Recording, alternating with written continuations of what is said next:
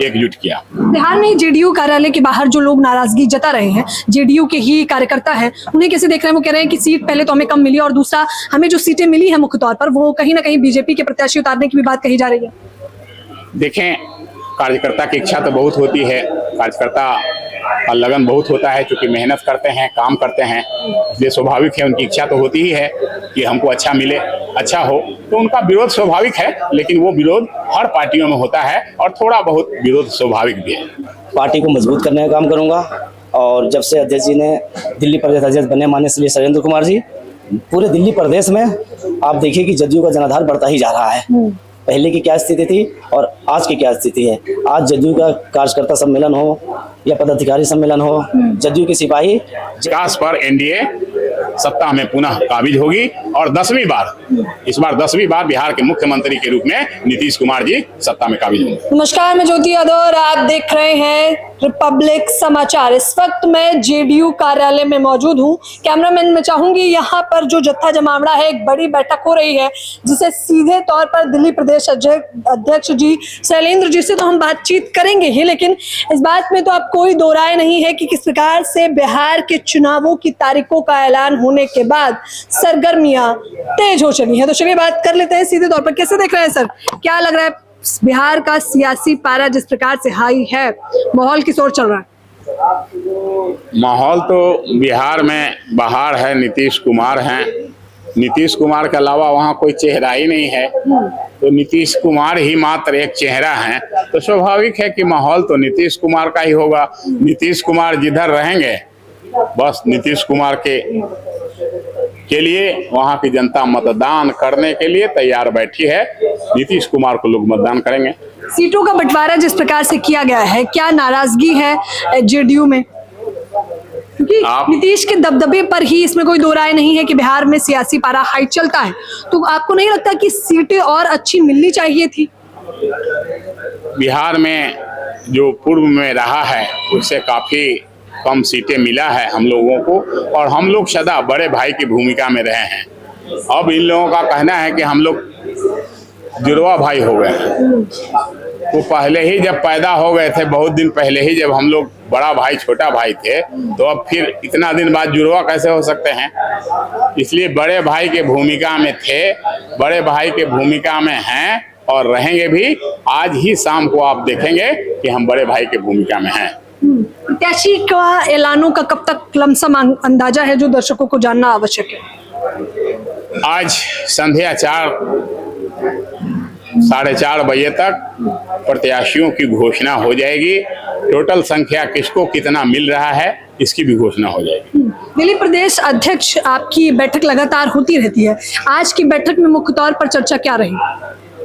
आज का जो बैठक है उसमें मुख्य तौर पे पूजा की शुभकामना दिया लोगों को, और बिहार में जा करके नीतीश कुमार जी के इस मिशन को पूरा करने के लिए, इस यज्ञ में आहुति देने के लिए आमंत्रित किए सभी लोगों को वहां चलने के लिए एकजुट किया। बिहार में जेडीयू कार्यालय के बाहर जो लोग नाराजगी जता रहे हैं, जेडीयू के ही कार्यकर्ता हैं, उन्हें कैसे देख रहे हैं? वो कह रहे हैं कि सीट पहले तो हमें कम मिली और दूसरा हमें जो सीटें मिली है मुख्य तौर पर वो कहीं ना कहीं बीजेपी के प्रत्याशी उतारने की भी बात कही जा रही है। देखें, कार्यकर्ता की इच्छा तो बहुत होती है, कार्यकर्ता का लगन बहुत होता है, क्योंकि मेहनत करते हैं, काम करते हैं, इसलिए स्वाभाविक है उनकी इच्छा तो होती ही है कि हमको अच्छा मिले, अच्छा हो। तो उनका विरोध स्वाभाविक है, लेकिन वो विरोध हर पार्टियों में होता है और थोड़ा बहुत विरोध स्वाभाविक भी है। अच्छा, इस बार मुख्य मुद्दे क्या हैं जिनकी बिना पर एनडीए सरकार सत्ता में काबिज होगी? इस बार सबसे मुख्य मुद्दे क्या है? विकास पर एनडीए सत्ता में पुनः काबिज होगी और 10वीं बार, इस बार 10वीं बार बिहार के मुख्यमंत्री के रूप में नीतीश कुमार जी सत्ता में काबिज होंगे। अच्छा, राहुल गांधी ने भी एक यात्रा निकाली माहौल बनाने के लिए, क्या लगता है उस यात्रा का कुछ खास फर्क पड़ा या नहीं? राहुल गांधी जो यात्रा निकाले थे वो यात्रा नहीं था, वो मौज मस्ती के लिए होटल ढाबा में जा करके सो रहे थे, पिकनिक मना रहे थे, मौज कर रहे थे। ये लोग बिहार घूम रहे थे। आज तक कभी बिहार गए कहाँ? FIR की इनको अभी याद आई, अभी गए बिहार, पहले कभी क्यों नहीं गए इतने दिनों से बिहार? कांग्रेस का तो बहुत लंबा शासन रहा है बिहार में।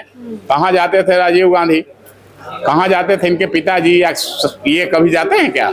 राहुल गांधी कब जाते थे? चुनाव हुआ तो अभी जा रहे हैं। इसलिए ये इनका एक मनोरंजन कार्यक्रम था और उसी में इन्होंने वोट चोरी का ये लगा करके पूरे बिहार घूम गए। इसका कोई मतलब नहीं है। मतलब वो जो नारे संसद के बाहर भी देखने को मिले, वोट चोर गद्दी चोर, उसका असर पड़ेगा या नहीं? कुछ नहीं, कोई असर नहीं है पूरे बिहार में उसका। उसको लोग मजाक समझ रहे हैं।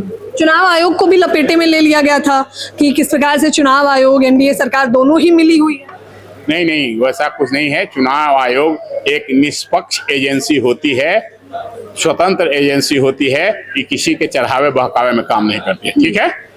दर्शकों को आखिर में कुछ कहना चाहें तो वो क्या हो? दर्शकों के लिए मैं इतना ही कहना चाहूंगा कि नीतीश कुमार के इस मुहिम में आहुति दें, सब लोग साथ चलें और पूजा की हार्दिक शुभकामना, बहुत बहुत बधाई। बहुत बहुत बताइए। एक्सक्लूसिव बातचीत मैंने दिल्ली प्रदेश अध्यक्ष से खास तौर पर की है। सीलमपुर विधानसभा में एक बड़ा पद मिला है, इस वक्त जो हमारे साथ मौजूद हैं, सीधे वो उन्हीं से उनका परिचय जानेंगे और क्या कुछ कार्यकारिणी बैठक में निर्धारित किया गया है, बिहार चुनाव को कैसे देख रहे हैं। सबसे पहले आज आपको जो पद मिला है उसके लिए बधाई। बधाई मैडम, आपको भी बहुत बहुत बधाई। आज जो पद माननीय अध्यक्ष जी ने हमें नियुक्त किया है, नियुक्ति प्रमाण पत्र दिया है, इससे मैं बहुत ही उत्साहित हूँ और हमारे क्षेत्र की जो जनता आई हुई है वो सारी उत्साहित है। और जो ये सीलमपुर विधानसभा की अध्यक्ष पद की जिम्मेदारी हमें अध्यक्ष जी ने दिया है, वो मैं बखूबी पार्टी को मजबूत करने का काम करूँगा। और जब से अध्यक्ष जी ने दिल्ली प्रदेश अध्यक्ष बने माननीय श्री शैलेंद्र कुमार जी, पूरे दिल्ली प्रदेश में आप देखिए कि जदयू का जनाधार बढ़ता ही जा रहा है। पहले की क्या स्थिति थी और आज की क्या स्थिति है। आज जदयू का कार्यकर्ता सम्मेलन हो या पदाधिकारी सम्मेलन हो, जदयू के सिपाही जैसे सीलमपुर विधानसभा की कैसे जिम्मेदारियां निभाएंगे? सीलमपुर विधानसभा की आने वाली 2027 एमसीडी चुनाव है, हम उसकी तैयारी करते हुए चल रहे हैं। और जो इलाके में कमियां हैं, जैसे नाली की, सीवर की, पानी की, समझे ना, उस कमियों को हम जनता के सामने ले जाके और जो वहाँ के प्रतिनिधित्व करते हैं उनके सामने मैं रखूँगा और सीलमपुर की आवाज़ मजबूती से सरकार के सामने भी उठाऊँगा, दिल्ली सरकार के सामने भी उठाने का काम करूँगा। क्या कुछ कहना चाहेंगे दर्शकों से आपको पद मिलने के बाद?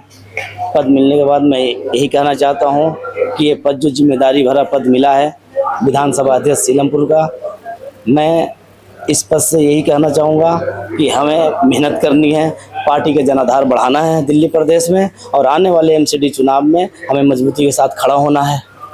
आने वाले एमसीडी चुनाव में हमें मजबूती के साथ खड़ा होना है। विधानसभा क्षेत्र में मुख्य तौर पर इन्हें अध्यक्ष का पद दिया गया है, जिसके बाद अब देखेंगे कि तस्वीरें क्या कुछ बदलेंगी है और सीधे तौर पर ऐलान भी किया जा रहा है। और आप लोग मुझे अपनी तस्वीरें जो बिहार की हैं, जो चर्चाएं हैं, सीटों का बंटवारा जिस प्रकार से हुआ है, किसका माहौल देख रहे हैं, बतौर जनता आप लोग मुझे अपनी राय जरूर दें। कैमरामैन नावेद के साथ ज्योति यादव, रिपब्लिक समाचार।